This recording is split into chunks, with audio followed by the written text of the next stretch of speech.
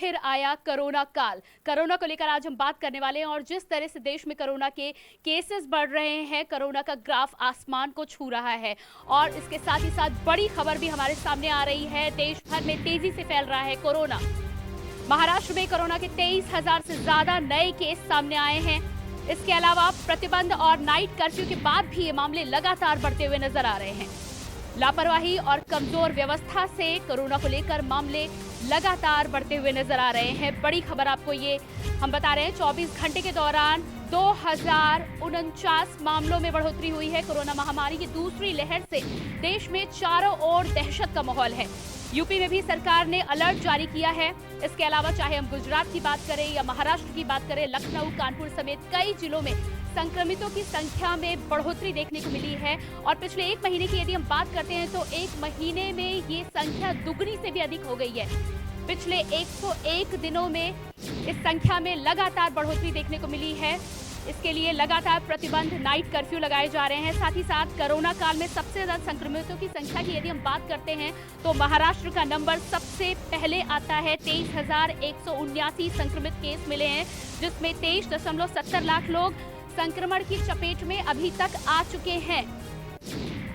काफी लोग ठीक हो रहे हैं, लेकिन जिस तरह की स्थिति हम अपने आसपास देख रहे हैं, पूरे देश में माहौल देखा जा रहा है। ऐसे में ये पूरा माहौल कोरोना को लेकर डराने वाला है और यदि हम अब भी नहीं चेते तो मामला बहुत अधिक बिगड़ सकता है। प्रधानमंत्री ने भी इसको लेकर बैठक बुलाई थी, तमाम मुख्यमंत्रियों की बैठक बुलाई थी और जिस तरह से वैक्सीनेशन को लेकर भी बर्बादी चल रही है कई राज्यों में, अगर हम देखें तो प्रधानमंत्री ने खुद कहा था कि 10% से ज्यादा वैक्सीन बर्बाद हो रही हैं। इनको लेकर भी कहीं ना कहीं सावधानी बरतने की जरूरत है। साथ ही साथ नए केसेस की यदि हम बात करें तो मध्य प्रदेश में 832 संक्रमित नए केस मिले हैं, जबकि राजस्थान की बात करते हैं तो 313, दिल्ली में 536, हरियाणा में भी केसेस की संख्या कम नहीं नजर आ रही है। 555 नए केस आज की स्थिति में मिलते हुए नजर आ रहे हैं। साथ ही साथ केरल की यदि हम बात करते हैं तो केरल ऐसे में दूसरे नंबर पर है महाराष्ट्र के बाद, जहां पर 2000 से अधिक केस सामने आ रहे हैं। इसके अलावा कर्नाटक की यदि हम बात करते हैं तो 1275 केस सामने आ रहे हैं और इन तमाम केसों के साथ ही बड़ी खबर अभी आ रही है कि उत्तर प्रदेश का प्रशासन अलर्ट मोड पर आया है कोरोना को लेकर और तमाम अन्य जगहों पर, चाहे महाराष्ट्र की बात करें, गुजरात में भी पार्कों और उसके साथ ही साथ उद्यानों को पूरी तरह से अगले आदेश के आने तक बंद कर दिया गया है। राजस्थान में भी इसी तरह का फैसला लिया गया है। इसके अलावा एयरलाइंस को लेकर अगर हम खास तौर पर बात करें, क्योंकि कोरोना संक्रमण की जो बात होती है तो पूरे देश की साथ ही साथ जो फ्लाइट्स बाहर से आती है सबसे ज्यादा संक्रमण उनको लेकर फैलता है, क्योंकि क्वारंटाइन को लेकर कहीं ना कहीं लापरवाही बढ़ी थी। ऐसे में एयर इंडिया, इंडिगो, उसके अलावा गो एयर की फ्लाइट्स के लिए भी नई गाइडलाइंस जारी की गई हैं कि 7 पैसेंजर से ज्यादा एक लाइन में नहीं बिठाए जाएंगे और यदि इसका पूरी तरह से पालन नहीं किया गया तो पैसेंजर की आवाजाही पर रोक भी लगाई जा सकती है। इसके अलावा बड़े मामलों की हम लगातार बात करें तो पूरे देश का ये माहौल है, यहाँ पर चेतने की बहुत ज्यादा जरूरत है प्रशासन को भी और शासन को भी। लखनऊ, कानपुर, अन्य जिलों की हम बात करें, कर्नाटक की चाहे हम बात कर ले, 1275 नए केस आज की स्थिति में सामने आए हैं। तमिलनाडु में 945 केस सामने आए हैं। छत्तीसगढ़ में भी 887 केस सामने आए हैं और पंजाब की यदि हम बात करते हैं तो केरल के बाद तीसरा नंबर यहाँ पर पंजाब का नजर आता है। 2013 नए मामले यहाँ पर सामने आए हैं। कोरोना को लेकर ये तमाम जो आंकड़े हम आपको बता रहे हैं, ये आंकड़े अब चिंतित करने वाले हैं। ऐसे में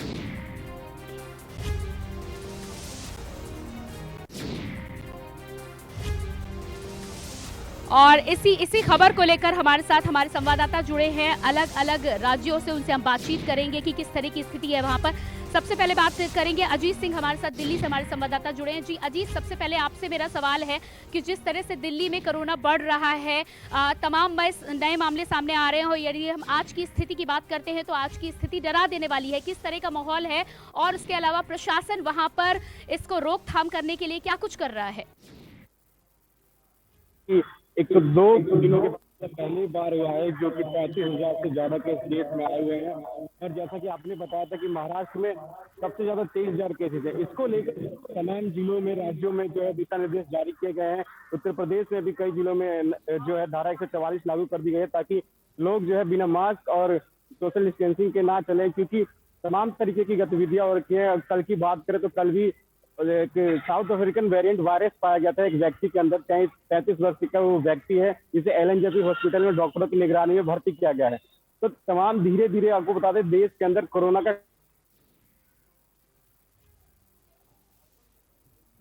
जी, हमारे साथ अवधेश चंद्रवंशी भी भोपाल से स्टेट हेड जुड़े हुए हैं, इनसे बातचीत करेंगे। जी अवधेश जी, मध्य प्रदेश की यदि हम बात करते हैं तो मध्य प्रदेश में भी केसेस की संख्या लगातार बढ़ रही है और अब ये स्थिति चिंताजनक होती जा रही है।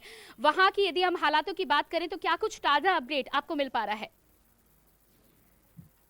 जी देखिए, निश्चित तौर पर कह सकते हैं कि ये जो आंकड़े निकल करके अब सामने आ रहे हैं, ये सरकार के लिए चिंताजनक है और आम आदमी के लिए भी जागरूकता का विषय अब बन गया है।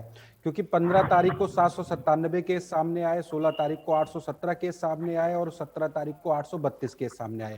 जबकि ऑन एन एवरेज अगर हम मध्य प्रदेश की बात करें तो 15 से 16 हजार सैंपल जो है प्रतिदिन लिए जा रहे हैं। लेकिन आंकड़ों की संख्या बढ़ती जा रही है। पहले यह आंकड़े 2 से 3% थे, यानी जितने भी सैंपल लिए जाते थे उसमें 2 से 3% जो व्यक्ति थे वो कोविड पॉजिटिव पाए जाते थे। लेकिन अब इनकी संख्या बढ़ करके 5% से भी अधिक हो गई है। यानी कि अब ये निश्चित तौर पर कहा जा सकता है कि कोरोना का जो स्ट्रेन, जो कोरोना की क्षमता पहले थी, अब वह उससे ज्यादा ताकतवर हो गया है। और इसका कारण है कहीं ना कहीं हमारे बीच जागरूकता का अभाव और हम लोगों का कहीं ना कहीं लापरवाह होना।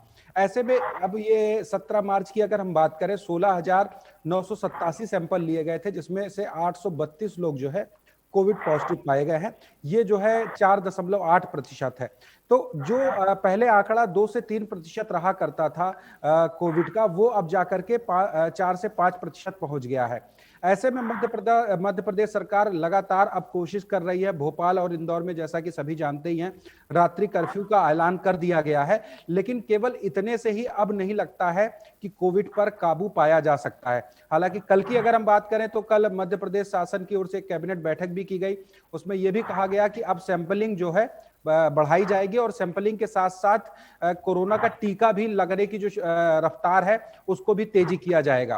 क्योंकि जिस तरीके से महाराष्ट्र का बॉर्डर लगा हुआ है, 5 से 6 जिले ऐसे हैं टच करते हैं और महाराष्ट्र और मुंबई का खास करके व्यावसायिक दृष्टिकोण से काफी आना जाना लगा रहता है। तो व्यावसायिक दृष्टिकोण होने की वजह से उनको रोका भी नहीं जा सकता है, केवल उनमें देख रेख की जा सकती है, उसमें एक प्रतिबंध लगाया जा सकता है, उसमें एक कठोरात्मक कोई कदम उठाए जा सकते हैं जिसके बलबूते पर कोरोना पर कामयाबी पाया जाए और काबू पाया जाए। वही कोशिश अब मध्य प्रदेश सरकार कर रही है। महाराष्ट्र से जितने भी लोग आ रहे हैं उनको 72 घंटे पहले की कोरोना की रिपोर्ट दिखानी होगी या फिर एंटीजन टेस्ट तत्काल कराना होगा। और जब ये कंफर्म हो जाएगा कि हाँ उनको कोविड नहीं है, तभी उनको अंदर आने दिया जाएगा। उसके बाद भी उनको 7 दिन तक होम आइसोलेशन में रहना होगा। तो ये तमाम ऐसे नियम बनाए गए हैं जिसकी वजह से अब लगते हैं कि कुछ हद तक इस पर जो है काबू पाया जा सकेगा। जी जी अवधेश जी, यदि हम मध्य प्रदेश की बात करते हैं तो अब जरूर जब ये केस बढ़ रहे हैं तब कहीं ना कहीं प्रशासन की नींद खुली है। लेकिन इससे पहले हमें ये खबरें आ रही थी कि मध्य प्रदेश में केवल भोपाल को छोड़ के और कहीं पर कोविड सेंटर में लोगों की चेकिंग ही नहीं हो रही थी, वो तमाम सेंटर बंद कर दिए गए थे। जी बिल्कुल। पहले क्या है, कोविड डेडिकेटेड सेंटर्स बनाए गए थे। जिला अस्पताल हुए या सामुदायिक स्वास्थ्य केंद्र हुआ, इनको सबको जब लॉकडाउन लगाया गया था तो कोविड डेडिकेटेड हॉस्पिटल बना दिया गया था, यानी वहां पर केवल कोविड का ही इलाज चल रहा था। जी, इसके अलावा हमारे साथ एमसी मिश्रा एम्स के पूर्व निदेशक भी जुड़े हुए हैं, उनसे जानेंगे। इनसे हमने पहले भी बातचीत की थी, तमाम गाइडलाइंस को लेकर तमाम खबरें हमें जानकारी दी थी। जी एमसी मिश्रा जी, सबसे पहले तो आपका बहुत बहुत स्वागत है और आपसे यहाँ पर ये जानना चाहूंगी कि जिस तरह से कोरोना की ये दूसरी लहर पूरे देश में बढ़ रही है, जो आंकड़े सामने आ रहे हैं वो बेहद डरावने आंकड़े हैं और ऐसे में यदि सरकार, पूरा देश और जनता आज भी नहीं चेती तो एक बार फिर से लॉकडाउन की स्थिति आ सकती है या यूं कहें कि कोरोना काल फिर से वापस आ सकता है। क्या कहना है आपका? आपका अनुमान और पूरा इसमें विश्लेषण बहुत उचित है और मैं इसमें यही कहूंगा, देखिए मुख्य कारण 3 ही है जो ये संक्रमण फैल रहा है। उसमें मुख्य कारण तो यही है कि जो थे कि कोरोना समाप्त हो गया है, खत्म हो गया है और अब कोई कुछ प्रिकॉशन लेने की जरूरत नहीं है। सारी चीजें, पार्टियां, विवाह, शादी, बाजार और जितना भी पब्लिक ट्रांसपोर्ट, बस, ट्रेन और भीड़ भाड़ जैसे आपने देखा, और कोई प्रिकॉशन नहीं। मतलब मास्क भी नहीं, अगर दूरी चलिए कम भी रहती है और मास्क लगा ले कोई। देखिए मैं 2 मास्क है, 2 लगाता हूँ रूटीन में, जब मैं अपनी गाड़ी में बैठता हूँ ड्राइवर के साथ, और जब मैं ऑपरेशन थिएटर में जाता हूँ तो इसके ऊपर एक और लगा लेता हूँ। और ये सबको हम कह रहे थे कि देखिए अभी हमें बचाव की बहुत ज्यादा जरूरत है, आवश्यकता है, क्योंकि ये इतना इन्फेक्टियस है। तो इसमें एक तो कारण यही हो गया जो आपने भी बताया, और लोगों को इसमें बचाव का उपाय करना ही पड़ेगा, कोई ऑप्शन नहीं है। दूसरा जो जी, कारण इसके है वो अलावा आपसे ये भी म्यूटेशन। जानना चाहेंगे सर कि होली का त्योहार नज़दीक आ रहा है। ऐसे में जैसा कि आपने बताया कि लोग पहले ही लापरवाही काफ़ी कर रहे हैं, मास्क का प्रयोग नहीं कर रहे हैं, जबकि हमें अभी भी इन तमाम बातों का ध्यान रखना बहुत ही ज़रूरी है, वरना हमारी लापरवाही के चलते स्थिति और भयावह हो सकती है। ऐसे में इस त्योहार के समय में आप लोगों को क्या सलाह देना चाहेंगे? किस तरह से लोगों को आगे बढ़ना चाहिए कि कोरोना के केसेस में हम अपनी ज़िम्मेदारी निभा सकें और कहीं न कहीं रोकथाम में अपनी भूमिका भी निभा सकें? होली का जो त्योहार है बहुत महत्वपूर्ण त्योहार होता है हम लोगों के लिए, और उसमें गले मिलना, ही गले मिल के मिलाप होता है।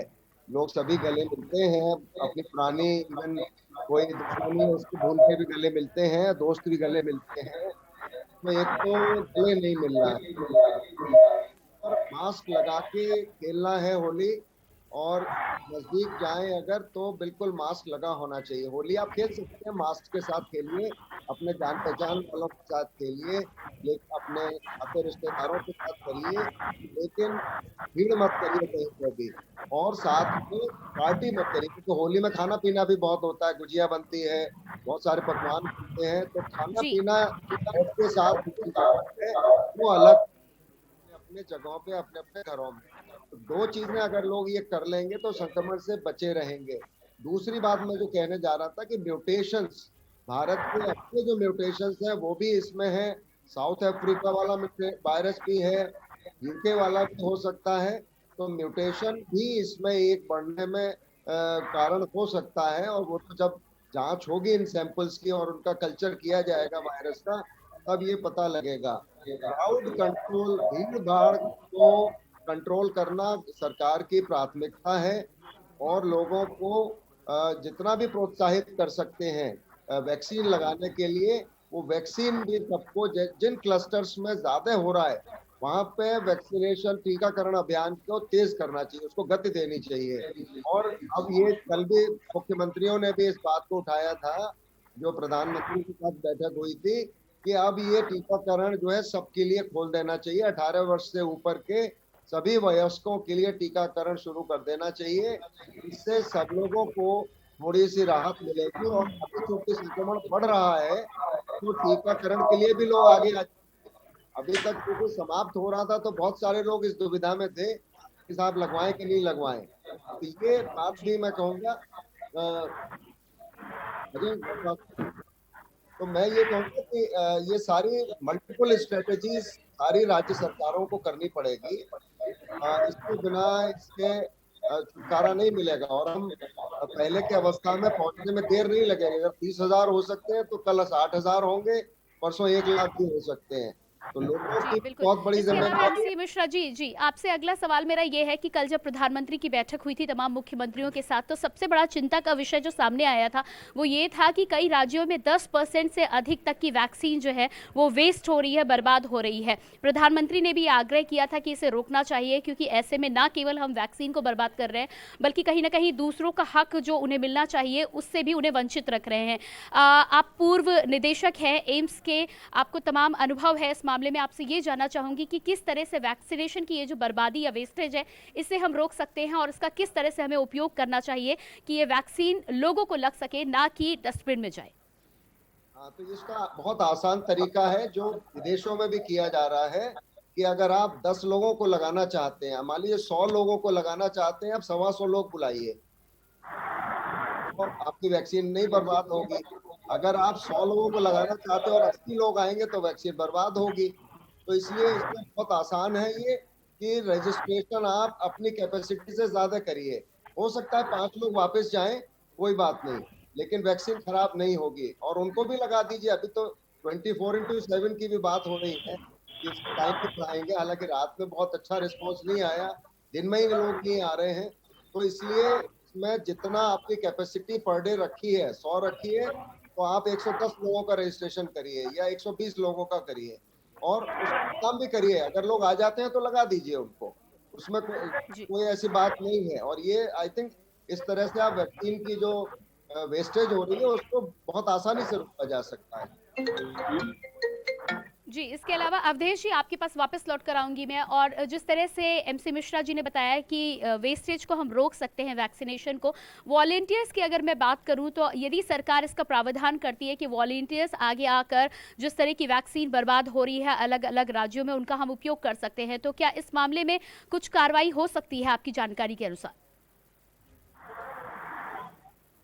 जी बिल्कुल, जैसा कि निदेशक साहब ने बताया तो उस तरीके की स्थिति मध्य प्रदेश में भी देखने को मिली और कल सिंह ने भी चिंता जताई। उन्होंने हेल्थ डिपार्टमेंट की एक बैठक की थी, उन्होंने भी ये चीज़ों का जिक्र किया कि जिस तरीके से प्रधानमंत्री जी ने कहा कि 10% जो वैक्सीन है वह अनुपयोगी साबित हो रही है, मतलब उनको कहीं ना कहीं वेस्टेज किया जा रहा है, तो वह न किया जाए, इसके लिए भी एक गाइडलाइन बनाई गई। उन्होंने हेल्थ डिपार्टमेंट के तमाम अधिकारियों से भी बात की और जैसा कि सर ने बताया कुछ उसी तरीके का जिक्र उनके सामने भी आया कि इस तरीके से बचाया जा सकता है। तो वह तमाम गाइडलाइन जारी की गई ताकि किसी भी तरीके से एक एक जो टीका है वह बड़ा ही उपयोगी है, क्योंकि ऐसे कीमती समय में जहां अन्य देशों के पास उसका कोई उपचार नहीं है, उसका कोई वैक्सीन नहीं है, ऐसे में हमारा देश अगर वैक्सीन उपलब्ध करा पा रहा है, उसकी हर एक बूंद को, हर एक टीके को उपयोगी समझना और उसका उपयोग करना कहीं ना कहीं हम देशवासियों की और हेल्थ डिपार्टमेंट की भी पूरी से पूरी जिम्मेदारी है। जी प्रियंका।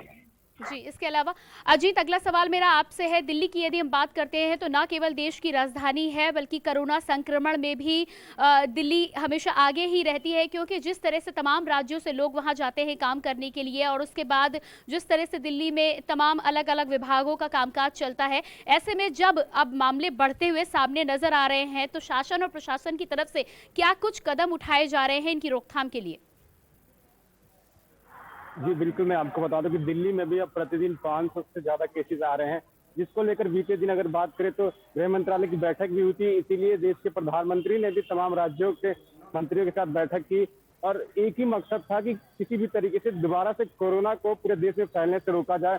क्योंकि बीते पहले स्ट्रेन की बात करें तो पहली बार में जो दिल्ली में कोरोना था वो सबसे ज्यादा जो है लगातार बढ़ता जा रहा था। उसी को लेकर इस बार भी ये कयास लगाए जा रहे हैं कि तमाम वैक्सीनेशन की जो प्रक्रिया उसको भी बढ़ाया जा रहा है ताकि कैसे भी करके कोरोना को रोका जा सके। और मास्क लगाना ये तमाम हर जगह पर ये अनिवार्य कर दिया गया है और नहीं तो जुर्माना भी इसके मद्देनजर लिया भी जाएगा। क्योंकि नए नए स्ट्रेन जो है दिल्ली के अंदर आ रहे हैं, जैसे साउथ अफ्रीकन स्ट्रेन आया था एक व्यक्ति के अंदर और कोरियन स्ट्रेन, तमाम तरीके की चीजें आ रही हैं। दिल्ली में दिशा निर्देश लगातार जारी किए जा रहे हैं और जो वाहन लोग जो चलाते थे जो मास्क नहीं लगाते उनको भी रोककर समझाया भी जा रहा है और उनको फाइन भी के लिए भी कहा जा रहा है। क्योंकि जागरूकता और फाइन तभी लोग जो है तमाम चीजों को मानेंगे और नियम कानून को मानेंगे। डॉक्टर और प्रधानमंत्री लगातार ये कह रहे हैं कि 2 गज की दूरी और मास्क के साथ ही जो है लोग अब जीना सीख लें। अगर ऐसा नहीं हुआ तो एक बार फिर से कोरोना देश के अंदर और दिल्ली के अंदर लगातार बढ़ता हुआ दिख रहा है।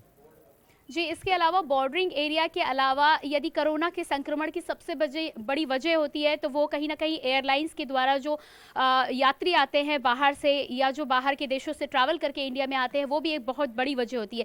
ऐसे में आज नई गाइडलाइन ये जारी की गई है कि 7 पैसेंजर से अधिक नहीं बिठाना है और यदि इन गाइडलाइंस का पालन नहीं किया जाएगा तो कहीं ना कहीं पैसेंजर्स की आवाजाही पर रोक भी लग सकती है। दिल्ली क्योंकि राजधानी है और बड़ी संख्या में लोग दूसरे देशों से यहाँ पर आते हैं, तो यदि हम एयरलाइंस की बात करें तो किस तरह की व्यवस्था वहां पर की गई है?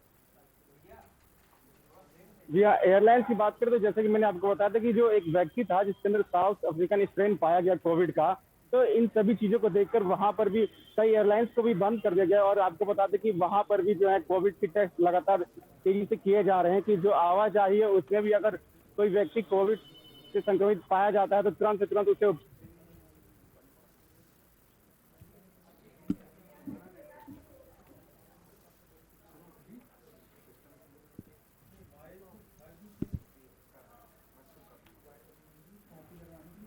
ज्यादा से ज्यादा बढ़ावा ना मिल सके और इसको जल्दी से जल्दी रोका जा सके। जी, अवधेश जी, अगला सवाल मेरा आपसे है। जिस तरह से मध्य प्रदेश में लगातार केस बढ़ रहे हैं और एयरलाइंस की यदि हम बात करें तो अब क्योंकि पूरे देश में एयरलाइंस के माध्यम से आवाजाही पैसेंजर्स की और ट्रैवलर्स की है और लोग बेधड़क जा रहे हैं, ऐसे में एयरलाइंस को लेकर आज नई गाइडलाइन आई है कि पैसेंजर की संख्या कम होनी चाहिए और यदि इन्हें नहीं रोका गया तो कहीं ना कहीं रोक भी लग सकती है। मध्य प्रदेश में यदि हम एयरलाइन विभाग की बात करें तो क्या वहां पर पूरी तरह से गाइडलाइंस का पालन हो रहा है? देखिए, जिस तरीके से मध्य प्रदेश की अगर हम बात करें तो मध्य प्रदेश के भोपाल में इंटरनेशनल काफी कम है। इंदौर से जरूर इसकी कनेक्टिविटी काफी हद तक ज्यादा है, लेकिन अभी पूरी तरीके से एयरलाइंस के जो फ्लाइट्स है उनका आवागमन नहीं शुरू हुआ था। और उसके बाद जैसे नई गाइडलाइन आई है, निश्चित तौर पर उड्डयन विभाग के द्वारा जो गाइडलाइन जारी की गई है वह यहाँ के लोगों के द्वारा पालन की।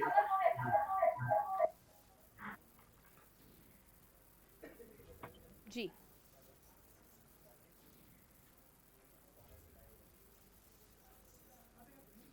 जी, अवधेश जी, आप अपनी बात पूरी करें। निश्चित तौर पर देखिए, इंदौर और भोपाल यहाँ पर दो बड़े जो है विमानतल हैं। तो इन दोनों विमानतलों की अगर हम बात करें तो इंदौर का अधिक कनेक्टिविटी रहता है पूरे देश से और इंटरनेशनल उससे। लेकिन जब शासन की ओर से, जब उड्डयन विभाग की ओर से नई गाइडलाइन जारी की गई है तो अब निश्चित तौर पे आज से उसका उपयोगी दौर शुरू होगा और जो भी विमान है उनके द्वारा इन सभी गाइडलाइन के नियमों का पालन किया जाएगा। जैसा कि पहले ही और तमाम चीजें जो जारी की गई थी जिसका विमान उपयोगी किया जा रहा था, जैसा कि उड्डयन विभाग की ओर से पहले जारी किया गया था कि एंटीजन टेस्ट दिखाना होगा, एंटीजन रिपोर्ट दिखाना होगा और तमाम वो नियम। लेकिन जिसके बाद अब सोशल डिस्टेंसिंग को, फिजिकल डिस्टेंसिंग को ध्यान में रखते हुए, क्योंकि एक चिंता का सबसे बड़ा कारण यह है कि मध्य प्रदेश में 4 जगह से ऐसे भी मामले निकल करके सामने आए हैं जो कि कोरोना का दोनों डोज लेने के बाद भी कोविड पॉजिटिव पाए गए हैं। भोपाल में 3 केस आए हैं, जबलपुर, इंदौर, अशोकनगर और शाजापुर में एक एक मामले ऐसे सामने आए हैं जहां पर लोगों ने कोविड टीकाकरण के तहत दोनों डोज लिए थे और उसके बाद भी वो कोविड पॉजिटिव हो गए हैं। तो ये एक बहुत बड़ा चिंता का कारण है, क्योंकि मध्य प्रदेश में जिस तरीके से दोनों टीका लेने के बाद भी कोविड पॉजिटिव आ गए हैं, तो अब ये माना जा रहा है कि हमें सतर्क रहने की जरूरत है और बेफिक्र होने की जरूरत नहीं है, क्योंकि केवल टीकाकरण कर लेने के बाद भी हमें सावधानी कहीं ना कहीं बरतनी होगी। 60 से अधिक दिन लगते हैं शरीर को एंटीबॉडी बनने में, तब तक हमें सारे नियमों का, सारे प्रोटोकॉल का पालन करना होगा, तभी जाकर के कोविड से बचा जा सकेगा। जी प्रियंका। जी अजीत, अगला सवाल मेरा आपसे है। जिस तरह की अभी यहाँ पर अवधेश जी ने बातचीत की है और जानकारी दी है कि कई ऐसे केसेस हैं जो डोज लेने के बाद भी पॉजिटिव नजर आ रहे हैं। सबसे बड़ी बात होती है कि दिल्ली में अलग अलग राज्यों से लोग आते हैं और ऐसे में यदि कहीं ना कहीं लापरवाही क्वारंटाइन को लेकर की जाती है तो मामलों में बढ़ोतरी होना लाजमी है। आपसे ये जानना चाहती हूँ कि दूसरे राज्यों से जो लोग आ जा रहे हैं, त्योहार का समय है, यकीनन आवाजाही बढ़ेगी, ऐसे में उनके लिए क्या कुछ व्यवस्था की गई है और क्या उसका कड़ाई से पालन किया जा रहा है? जी हाँ, साफ तौर पे जैसा कि अमित जी ने कहा है कि जिन लोगों की आवाजाही दूसरे राज्यों से है या फिर अन्य जिलों से है, तो लोगों को यही दिशा निर्देश और जागरूक किया जा रहा है लगातार कि 2 गज की दूरी और मास्क और सैनिटाइजर को अपने साथ रखें ताकि कोरोना को रोका जा सके। और कई लोगों को वैक्सीनेशन के बाद भी कोविड की शिकायतें आती हैं, तो लोग ये ना समझे, और ऐसे कई सारे केसेस भी आ रहे हैं हॉस्पिटल में कि वैक्सीनेशन के बाद भी वो कोविड संक्रमित हो जा रहे हैं। तो यही है कि वो कहीं ना कहीं लापरवाही बरत रहे हैं कि अब वो वैक्सीन लग चुकी है तो हमें जो है अब कोरोना नहीं होगा, तो बिना मास्क के भी वो लोग जो है बाजार या मार्केट में निकल जा रहे हैं। इसी की वजह से जो है केसेस जो है अब थोड़े और अपग्रेड हो रहे हैं और बढ़ते जा रहे हैं। तो सरकार यही कोशिश कर रही है लगातार कि लोगों को समझाया जाए और ये कहा जाए कि वैक्सीन आ गई है, इसका मतलब ये नहीं कि आप लोगों को छूट मिल गई है कि आप विदाउट मास्क और सोशल डिस्टेंसिंग के आप कहीं भी जगह पे घूम सकते हैं भीड़ भाड़ जगह पे। जी अवधेश जी, आपसे प्रश्न है मेरा। होली का त्योहार नजदीक है और ऐसे में होली को लेकर क्या कुछ खास गाइडलाइंस प्रशासन की तरफ से जारी किए गए हैं कोरोना को रोकने के लिए? देखिए, जुलूस और किसी तरह की रैली पर बिल्कुल रूप से रोक लगा दिया गया है। होली का त्योहार ना मनाने की भी सलाह दी गई है और केवल ये कहा गया है कि आप अपने घरों पर ही रह करके होली मनाएं। किसी तरह के सामाजिक कोई भी कार्यक्रम का आयोजन इस होली के अवसर पर मध्य प्रदेश में नहीं किया जाएगा। और खास करके भोपाल और इंदौर में जिस तरीके से मामले बढ़ रहे हैं, तो राज्य सरकार की ओर से उस पर पैनी नजर भी रखी जाएगी और रात्रि कर्फ्यू के अलावा स्पेसिफिक ये डिटेल्स भी दी गई है, ये गाइडलाइन में जिक्र किया गया है कि होली में किसी तरह के भी रैली का, किसी भी तरह के आयोजन का, किसी भी तरह के सामाजिक कार्यक्रम पर पूर्णतया प्रतिबंध रहेगा। तो अब ये निश्चित तौर पर माना जा रहा है कि लोगों का होली का रंग कोविड की वजह से फीका पड़ने वाला है, क्योंकि यह एक सामाजिक कार्यक्रम है। तो सामाजिक कार्यक्रम में अब चूंकि ये कोरोना का नया स्ट्रेन आ गया है, इससे भी बचाव जरूरी है और इसका एकमात्र उपाय है फिजिकल डिस्टेंसिंग।